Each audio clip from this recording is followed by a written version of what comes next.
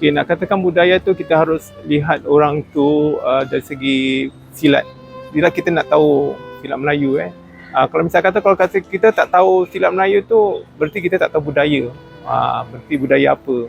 I think Malay culture is something which every Malay is exposed to, whether in terms of arts, performance, fashion, lifestyle and things like that lah. Budaya Melayu tu dia ada macam tradisi macam orang Melayu bertutur dengan lembut, menghormati satu sama lain. Dah tu macam ada seni, dalam budaya tu ada seni tarian, silat dan sebagainya. For me, what pops up to mind when I hear Malay culture is more of the arts. So those silat, kompang for their weddings, stuff like that.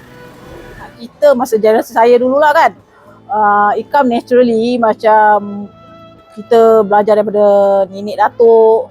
Sekarang ni generasi budaya baru ni, diorang more to main game kat dalam rumah. Diorang jarang pergi bersosial, tapi macam jarang main-main dengan kawan-kawan kat bawah blok ke kat luar ke, tak macam zaman kita dulu. Soal bahasa, soal makanan, soal cara pertuturan tu mesti perlu ada alas. Kalau tak ada alas, bagaimana kita untuk bertutur dengan orang tua mesti beralas. When I was in school, I only saw the Malay culture in like CCA groups. So after I step out from school, I don't really see a lot unless I'm at like a wedding or tengah raya Ramadan. Other than that, not really a lot lah. Untuk saya tak nafikanlah tentang teknologi baru. Sekarang ada berbagai media sosial, sekarang artificial intelligence. Itu yang seharusnya kita perlu belajar dan ambil peka tentang budaya orang kita. Terutama yang saya akan tekankan adalah bahasa Melayu tu. Bahasa Melayu tu menanjung tinggi. Tanpa bahasa Melayu, bagaimana kita nak bertutur dengan baik, walaupun tidak baik, tapi sekurang-kurangnya dia faham.